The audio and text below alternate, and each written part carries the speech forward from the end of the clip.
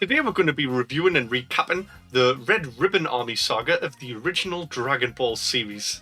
Now, this saga starts off a little bit weird and it's very convoluted, so I'm going to rush through this bit as best as I can. Goku finds Nam from the tournament, the guy whose village had no water. He got given a ton of water from Master Roshi, but they've already used it all. So Goku helps him find out why the river that they used to have isn't flowing past the village anymore. They find out that Monster Beast Giran from the tournament and his friends have built a dam, so Goku breaks that, but then a storm dries the river up. But then a magic lake shows up and saves the day. Nobody cares about your village, Nam. Leave the series. Next, Goku gets robbed while he's naked by a dirty little orphan. Goku catches him, finds out that this kid has sold his radar to some shop, so Goku goes to the shop where it's at. Emperor Pilaf's back, and he's bought a Dragon Ball from this exact same shop. Goku chases after Pilaf, then chases after his flying fortress, gets the Dragon Ball back, only to find out that it's fake when he drops it and it breaks. Meanwhile, a new enemy has surfaced, the Red Ribbon Army. Colonel Silver from the Red Ribbon Army goes to the exact same shop, and the owner tries to sell him a fake Dragon Ball too. Silver shoots this guy and wrecks most of the village, while a bird finds the real Dragon Ball and flies away. Silver chases after this bird. This bird gets eaten by a dinosaur. Then that dinosaur gets killed by Ox King, who wants to cook it and serve it at Goku and Chi-Chi's wedding, because a psychic said that Goku is on his way to this village and Ox King can't wait to marry off his 12-year-old daughter. Pilaf and his gang show up first and dress Shu up as Goku for the wedding as a plot to get the Dragon Ball from the cooked dinosaur. Then the Red Ribbon Army show up and ruin the day by blowing shit up, and they capture Ox King after he rips a few tanks apart with his bare hands. Pilaf escapes with the Dragon Ball, and the real Goku shows up to save Ox King and the village. Colonel Silver chases after Pilaf, defeats him and his flying fortress, then claim the first Dragon Ball. Next, the Red Ribbon Army is searching for the second ball. Goku shows up on his cloud with his radar, and in front of some soldiers just easily finds the ball and flies away. Silver spots him flying along on his cloud and shoots him with a rocket launcher. This blows up Goku's cloud, and it's gone.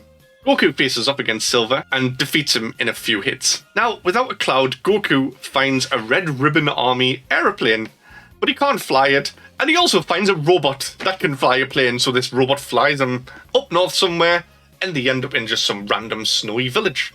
Right, finally, the saga starts to pick up here. This is Muscle Tower. So, Goku's plane crashes, and he's knocked out. Some ginger kid finds him and takes him home, probably hoping she can finally have a friend. When Goku wakes up, the girl and her mom tell him about the troubles of the village. The Red Ribbon Army have taken over the village because there's a Dragon Ball somewhere in the area, and the village chief is being held captive by Colonel White in a place called Muscle Tower. Goku, being an absolute honey badger and not giving a shit, just storms Muscle Tower by himself.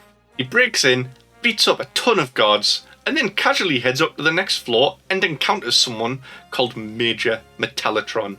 This guy is just a Terminator. I mean, look at him, he's just a shit Arnie. It's not much of a fight that takes place. Goku doesn't even realise he's fighting a robot, and being the little psycho he is, blows up Major Metallotron's head. The robot still gets back up, so Goku beats its headless body a bit more, and punches a few holes in its chest before its batteries finally run out. Goku is now free to proceed to the next floor, where Ninja Murasaki awaits. This foe is apparently one of the most deadly ninjas in the world, only seen by a few people, as most people only see him just before he brutally murders them. Goku, though, just makes an absolute laughingstock out of this guy.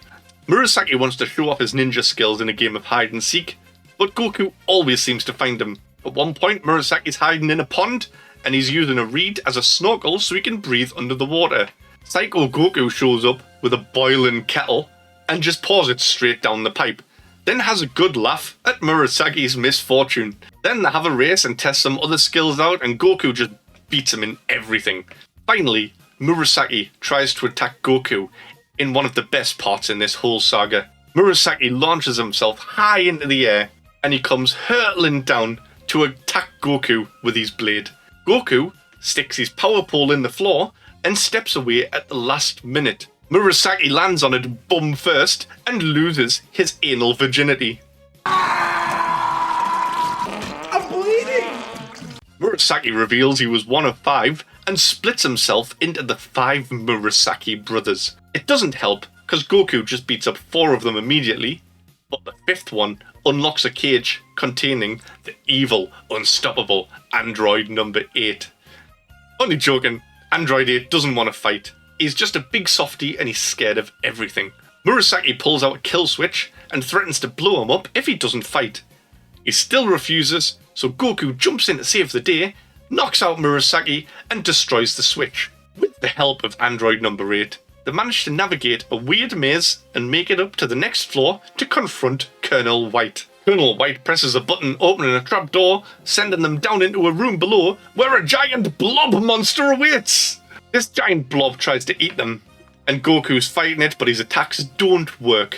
So he smashes a wall, and the cold air from outside comes in and freezes the blob, and Goku punches it into a million pieces. They head back up to Colonel White again, and he uses the village chief as a hostage to make Goku stay still. He shoots Goku in the head, and Android 8 goes into a fit of rage and punches the Colonel through a wall into the sky, never to be seen again. He checks on Goku, and Goku's absolutely fine, he's just hungry. They head back to see the ginger kid and have some food, and the village chief offers to let Android 8 live with him. Eta refuses though, saying he's too much of a risk because of the bomb that's inside him. So Goku, Eta, and the ginger kid head off into the snowy mountains to meet a scientist called Dr. Flap. The scientist removes the bomb, but Murasaki shows up and makes Flap steal the Dragon Balls from him. But Goku chases after Murasaki and defeats him again. Because the bag that was stolen didn't have the Dragon Balls in, it contained his dinner. So they head back to Ginger Kid's house one more time, and Android 8 reveals he's had the Dragon Ball with him this whole time. So he gives it to Goku, who now has 2 Dragon Balls. Flap tells Eta that he can come and live with him now. You're gonna live with me now. Goku gets a new Nimbus cloud and sets off to West City to find Bulma, because his dragon radar is broken. The end of this saga gets a bit weird again. Goku tries to navigate around West City.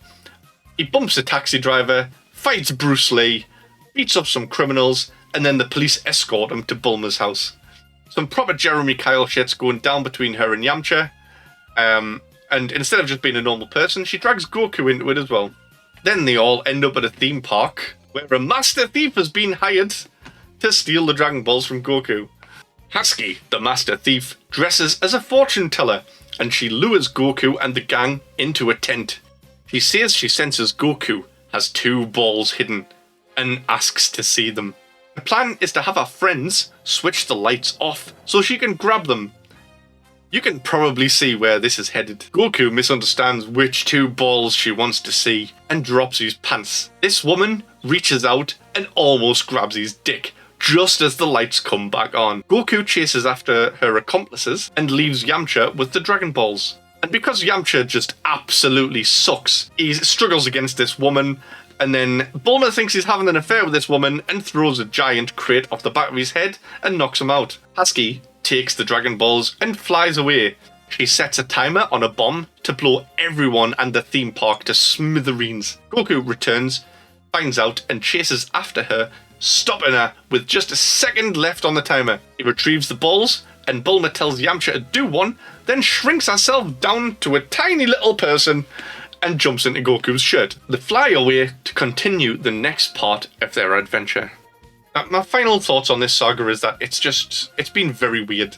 The whole beginning and the whole end didn't really need to happen. This whole section could have been told in about 5 episodes. Muscle Tower is amazing. That's a really good part of the story, but the beginning and the end, there's way too much filler in there. The story gets very convoluted. We don't need to know about Nam's village or Giran swimming in a pond. And the Dragon Balls just get passed around way too much. This whole chasing after each other with Pilaf, Colonel Silver, didn't need to happen. Still though, being a Dragon Ball fan, I did enjoy the whole season.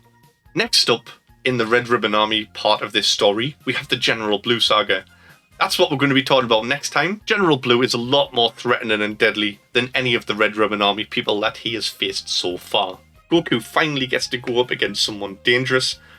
There's dead pirates, treasure and loot, underwater caves, a little bit Goonies. This is where the saga really starts to pick up as well. If you want to see more videos like this, click on the link above to go and see the first 2 sagas that I've recapped and reviewed. Don't forget to hit like and subscribe to keep updated whenever we release new videos. Thanks for watching. Tune in next time as we continue this Dragon Ball adventure.